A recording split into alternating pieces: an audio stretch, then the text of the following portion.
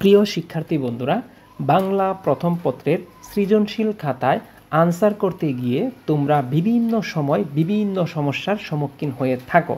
বিশেষ করে কয় পেজ লিখব এবং প্রত্যেকটা প্রশ্ন লেখার সময় কতটুকু টাইম ম্যানেজ করব, আমার ক এবং খ কয় পৃষ্ঠায় লিখব, ঘ কয় পৃষ্ঠায় লিখব, ঘ কয় পৃষ্ঠায় লিখব ইত্যাদি ইত্যাদি অনেক ধরনের প্রশ্ন আমরা শুনতে পাই এবং বিভিন্ন সমস্যায় তোমরা জর্জরিত।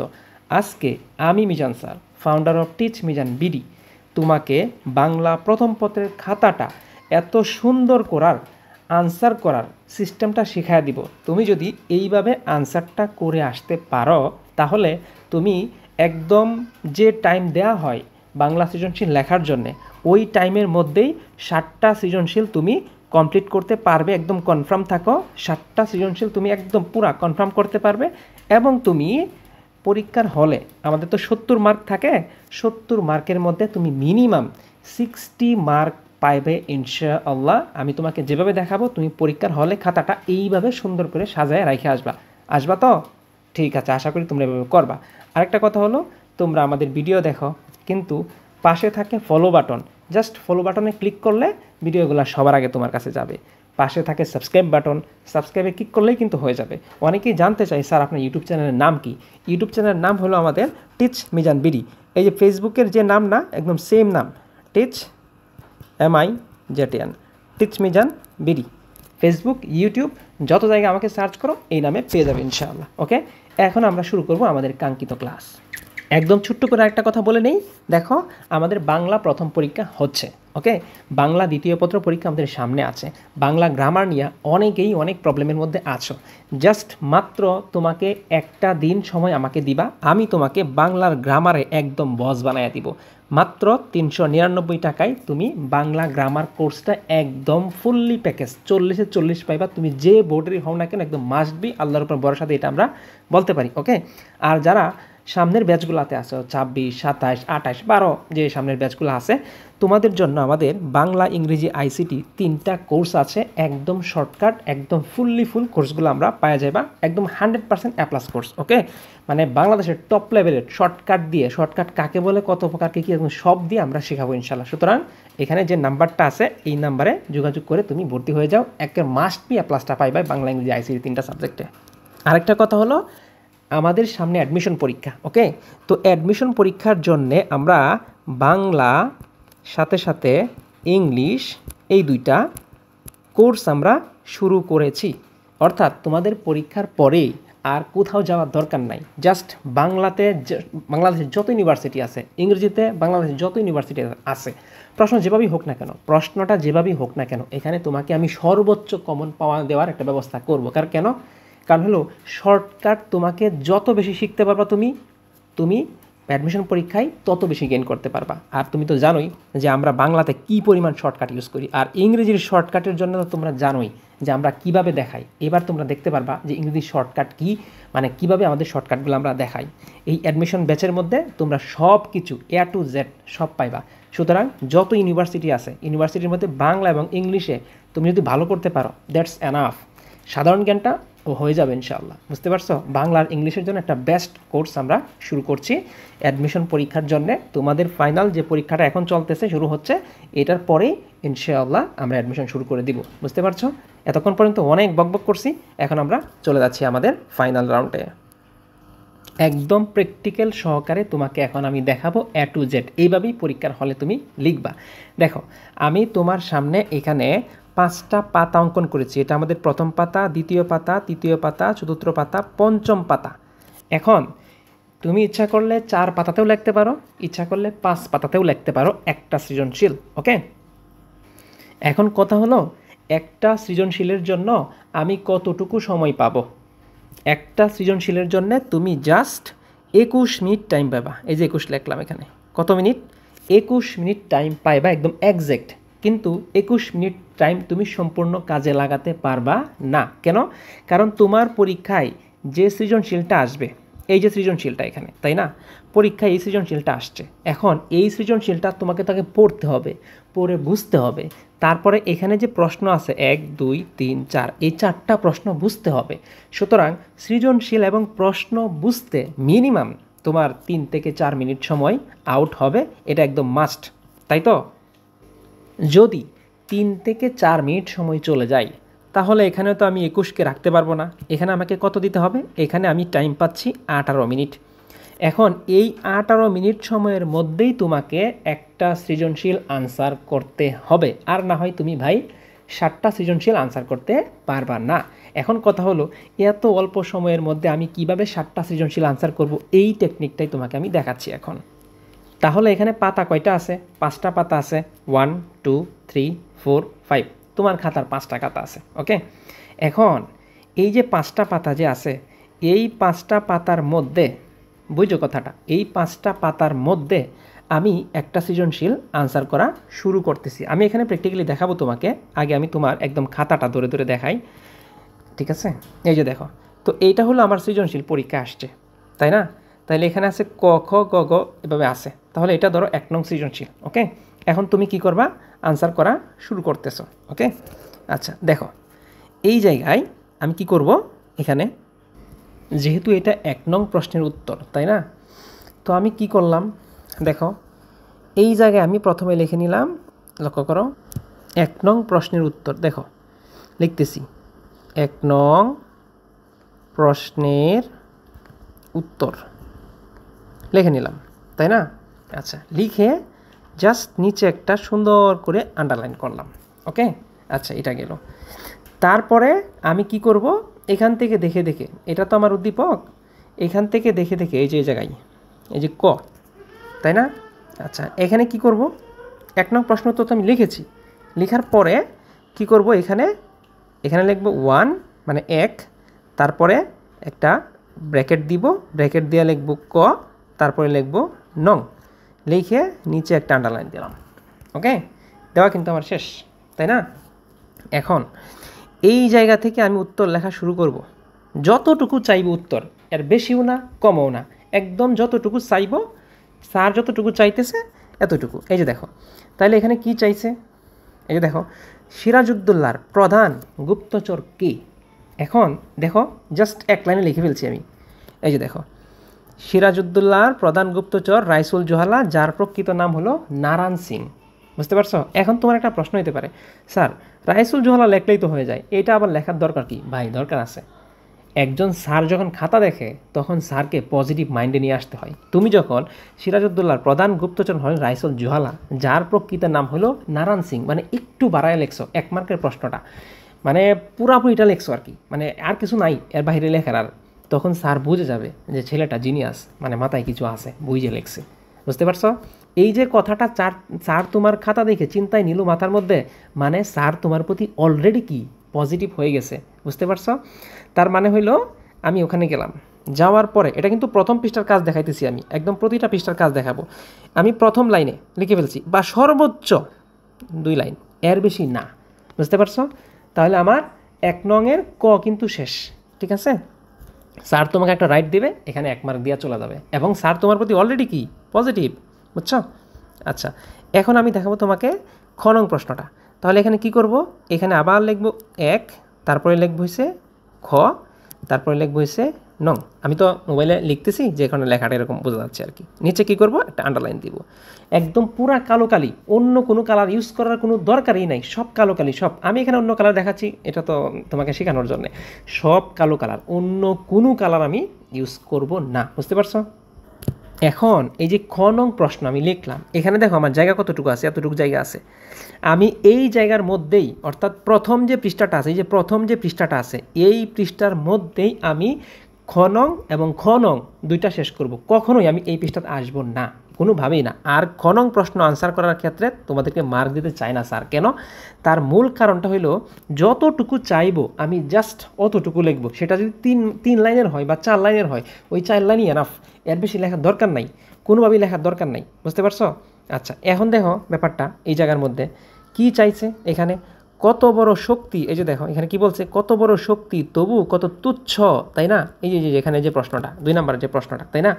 যতটুকু চাইছে, এই যে দেখো 2 নম্বর প্রশ্নটা, আমি কি করছি, এটা 2 নম্বর প্রশ্নটাকে অর্থাৎ 2টা ভাগে ভাগ করেছি। কয় ভাগে? 2 ভাগে ভাগ করেছি। কেন? কারণ প্রশ্ন যেহেতু 2 মার্কের, তাহলে আমি ভাগটা করব 2 মার্কে। স্যারও কী করবে, এরকম 2টা রাইট দিব অথবা একটা রাইট দিয়ে বুঝবে যে ছাত্রটা জিনিয়াস, সুতরাং তোমাকে এখানে 2 মার্ক দেওয়া কিন্তু চলে যাবে। বুঝতে পারছো ব্যাপারটা? আচ্ছা, গেল। আমি এখানে আসতেছি, এটাও দেখাবো। আচ্ছা, এখন তুমি লক্ষ্য করে দেখো তো এখানে আমি কতটুকু বড় করে লিখছি।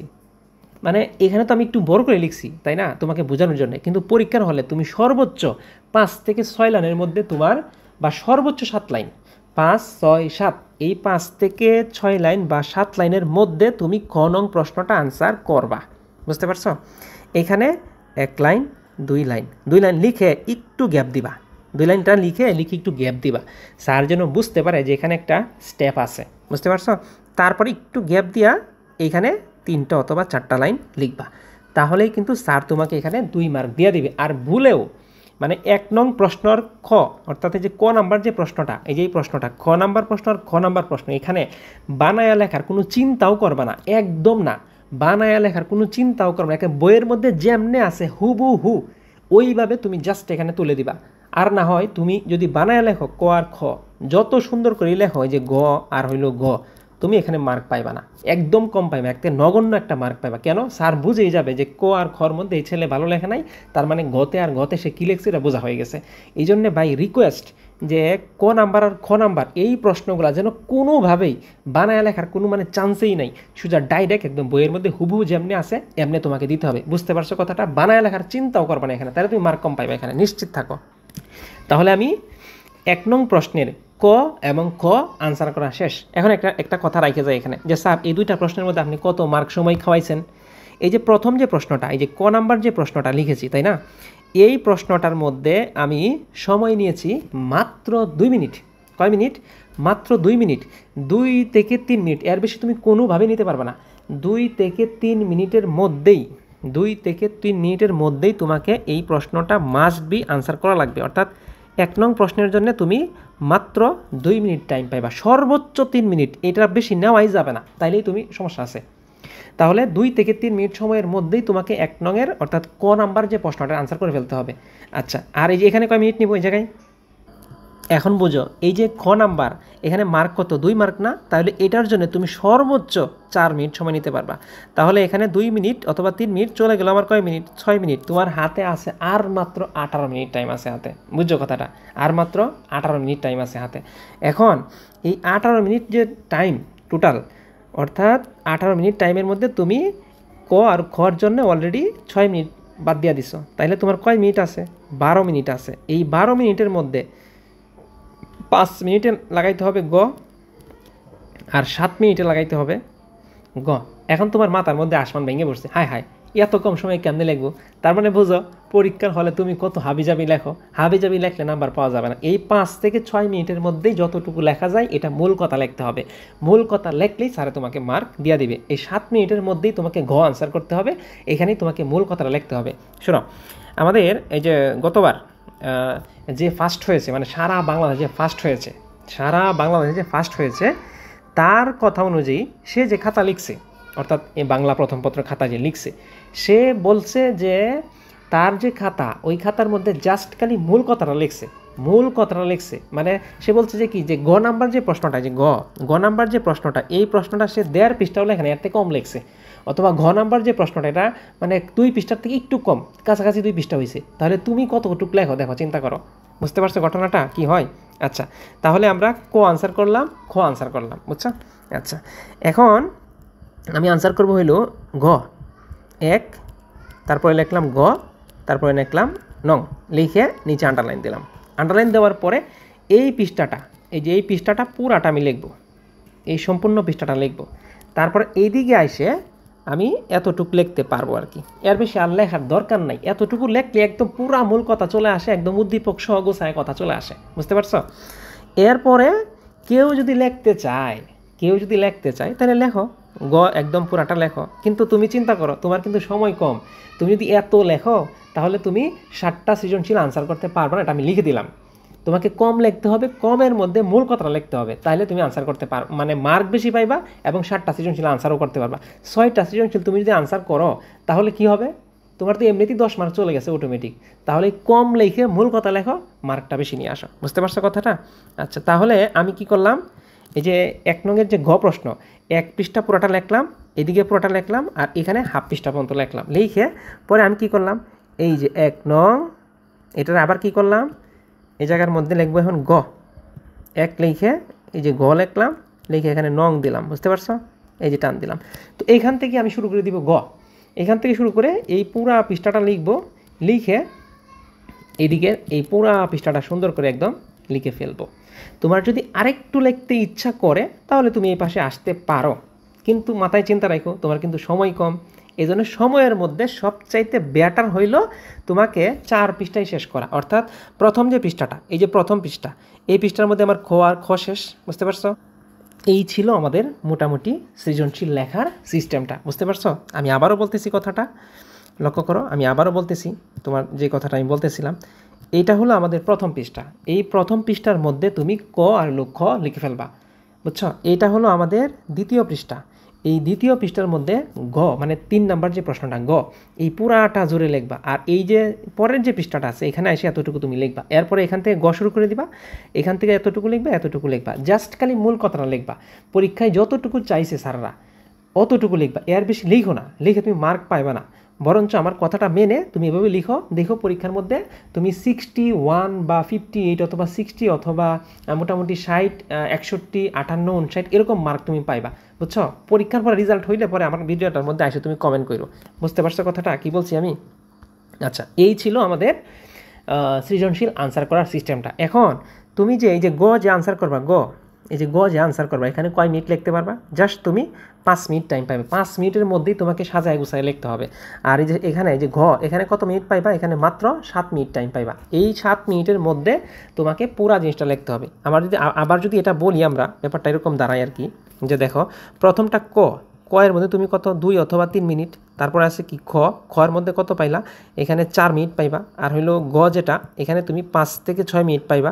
আর ঘ যেটা, এখানে 7 মিনিট অথবা 6 মিনিট, এর বেশি কোনোভাবেই লেখাই যাবে না, কারণ তোমাকে 60টা সৃজনশীল লিখতে হবে। এই কথাটা তোমাকে মাথায় রাখতে হবে, ঠিক আছে? তাহলে আমরা দেখাইলাম তোমাকে কিভাবে সিস্টেমটা করতে হয়, ওকে? এখন দেখো লেখার যে ধরনটা, তুমি যে লিখবা, লেখার যে ধরনটা, উদ্দীপক থেকে তুমি কতটুকু নিবা, গল্প থেকে কতটুকু নিবা, এই জিনিসটা তোমাকে এখন বোঝা লাগবে। খাতার যে সিস্টেমটা, এটা আমরা একদম পুরাপুরি তোমাদেরকে দেখাইছি। পুরা যে খাতার সিস্টেমটা এখানে আছে এটা তোমাকে পুরাপুরি দেখাইছি আমি। তোমরা একদম খাতা সাজানোর ব্যাপারটা পুরো একদম বুঝে গেছো।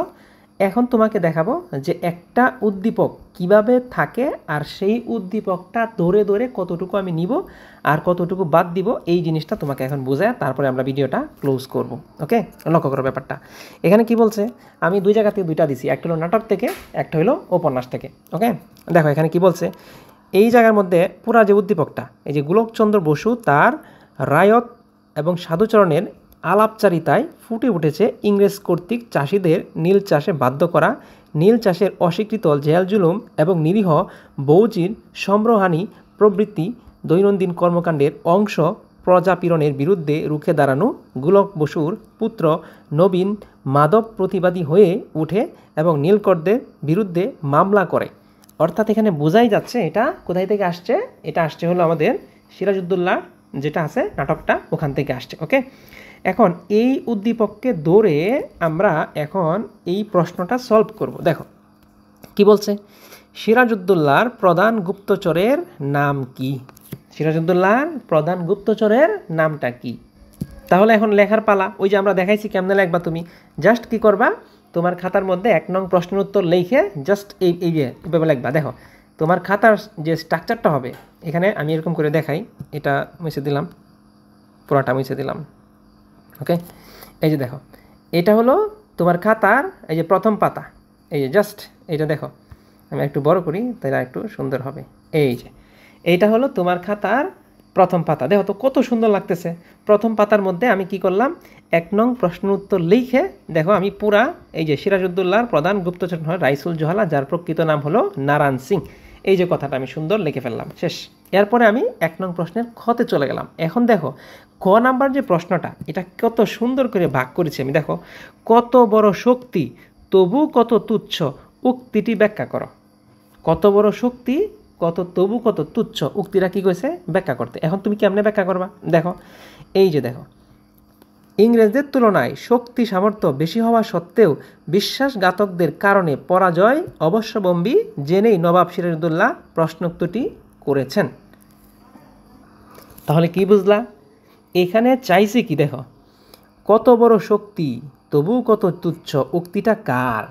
তাহলে তুমি যদি ডাইরেক্ট লিখে ফেলো উক্তিটা সিরাজের, এভাবে লিখলে নাম্বারটা একটু কম দিতে পারে। তুমি একটু সুন্দর করে লেখলা, ইংরেজদের তুলনায় শক্তি সামর্থ্য বেশি হওয়া সত্ত্বেও বিশ্বাসঘাতকদের কারণে।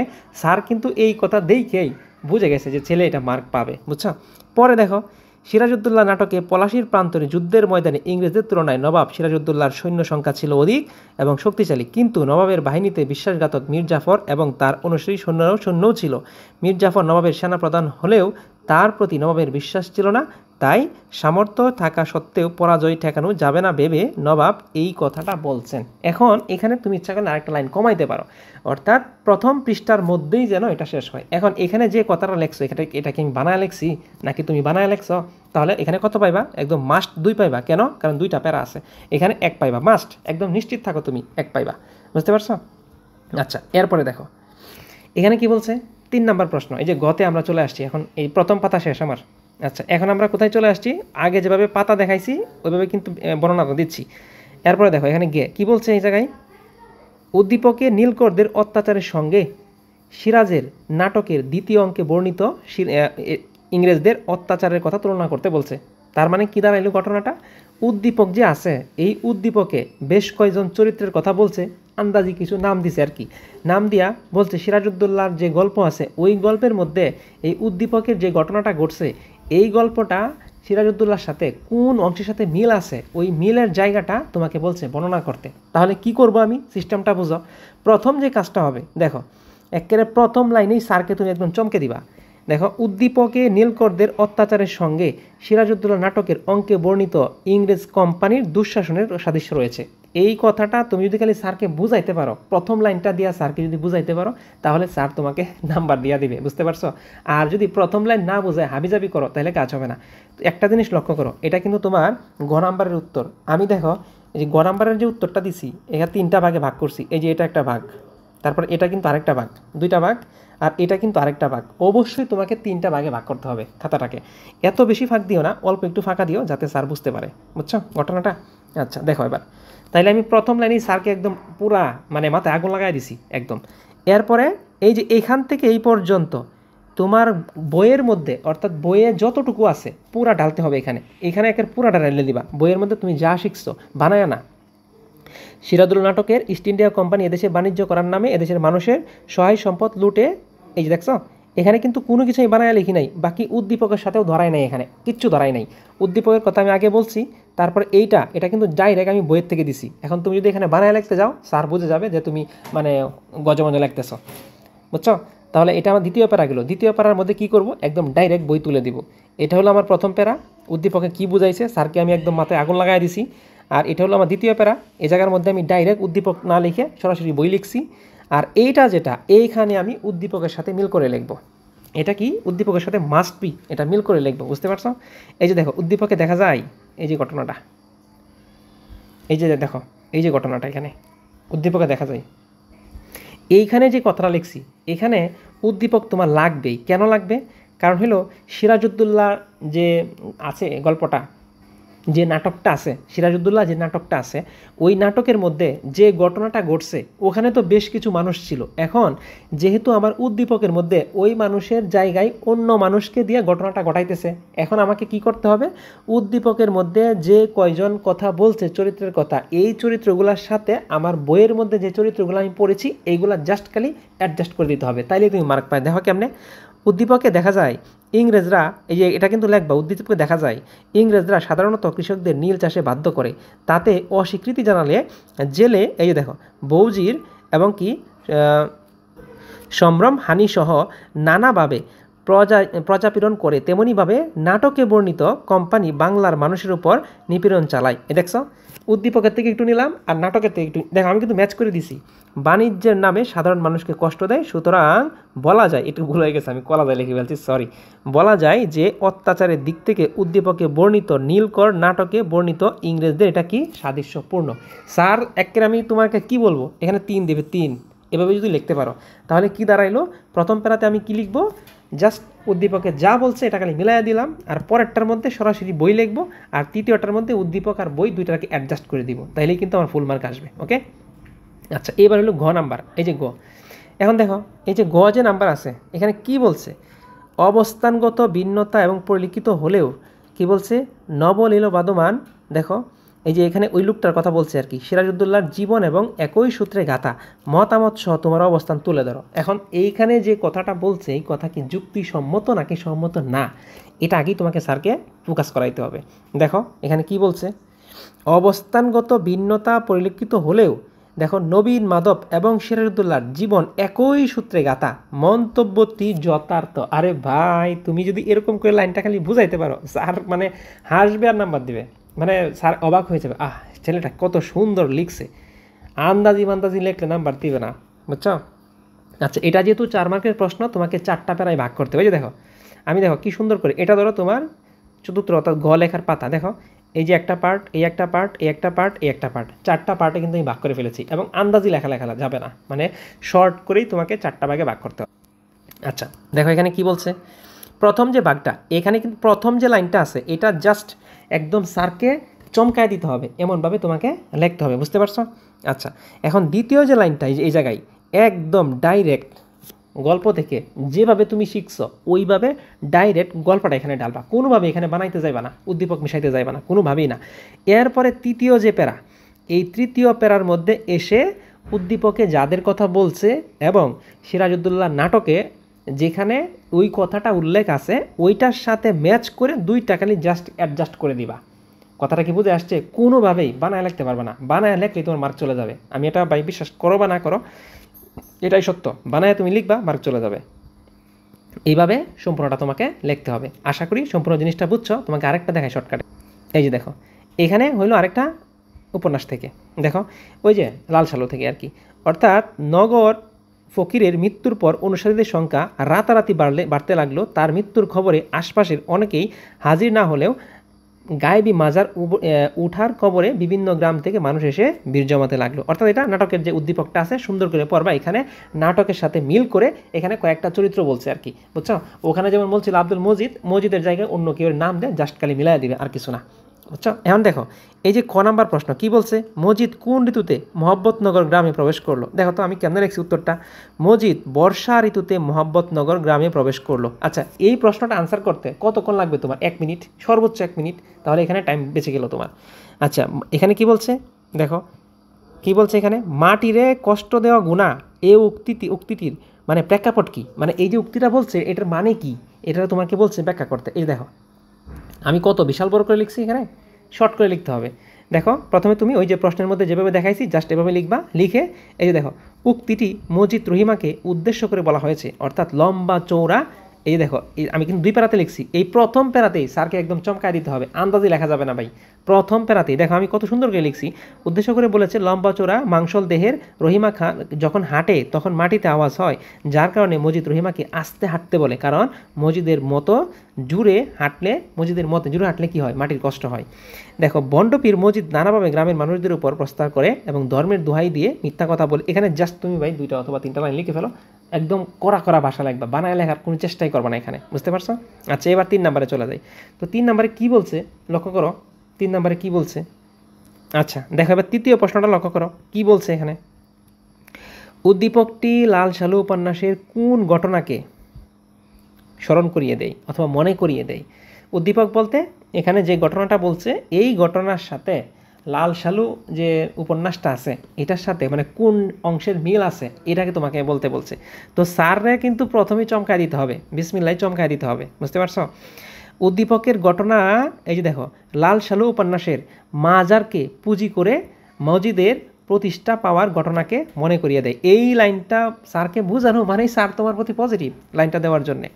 দেখো কি বলছে, বন্ড পরে কি, এই যে এখানে কোনোভাবেই তুমি বানায় লিখতে পারবা না বা উদ্দীপক আনতে পারবা না। এই জায়গার মধ্যে অবশ্যই ডাইরেক্ট গল্প লিখে ফেলবা, যেটা শিখছো না তুমি এই যে লাল সালু উপন্যাসে যে অংশের সাথে মিলে গেছে এটা ডাইরেক্ট লিখে ফেলবে এখানে, বুঝতে পারছো। তারপরে দেবো হচ্ছে উদ্দীপকে দেখা যায় এই যে উদ্দীপকে এখানে একজনের নাম নিয়ে আসছে না, এই যে নগর ফকির, এই নগর ফকির মানে কে? ওই আমাদের যে উপন্যাসের কে? উপন্যাসের হলো মজিদ, বুঝতে পারছো? আচ্ছা, এখন এখানে কি বলছে, এই যে লক্ষ্য করে দেখো, উদ্দীপকে দেখা যায় নগর ফকির মৃত্যুবরণ করার পর তার গায়েবী মাজার এর বিভিন্ন চমকপ্রদ খবর ছড়াতে থাকে। এ সুযোগে তার ছেলে মাজারকে পুঁজি করে সুনাম এবং সম্পদ বৃদ্ধি করতে থাকে। যেমন দেখো, যেমন উপন্যাসের মজিদ কল্পিত মুদাস্সের পীরের মাজার নিয়ে একটা ফন্দ আটে আর কি। দেখছো ব্যাপারটা? এই যে লাস্টের প্যারাটা উদ্দীপকের এটার সাথে জাস্ট খালি ম্যাচ করে দিবা, ম্যাচ, তাহলেই কাজ হয়ে যাবে, বুঝতে পারছো? আচ্ছা, পরে দেখো লাস্টের যে লাইনটা বলছে, এখানে লাস্টের যে লাইনটা বলছে এই জায়গার মধ্যে একের পুরা ফিনিশিং লাইন, আগুন আগুন, স্যারকে একদম আগুনের মতো বোঝাইতে হবে। আচ্ছা, পরে দেখো এখানে কি বলছে, যে উদ্দীপকের গায়েবী, লক্ষ্য করো যে উদ্দীপকের গায়েবী মাজারের অনুসারীদের যেমন মোহাম্মদনগর গ্রামের মানুষের কি করছে, দেখছো ঘটনাটা? আচ্ছা, এবার এইদিকে দেখো, প্রথম লাইনেই এই যে এখানে কিন্তু 4টা ভাগ হবে, দেখো 1টা ভাগ, 2টা ভাগ, 3টা ভাগ, 4টা ভাগ, বুঝতে পারছো? আচ্ছা, এই যে 4টা ভাগ আমি লিখলাম, এই যে প্রথম যে লাইনটা, এই লাইনকেই স্যারকে ভাই একদম ব্যাপাচাকা বানায় দিতে হবে, মানে স্যারকে আকর্ষিত করে ফেলতে হবে তোমার প্রতি।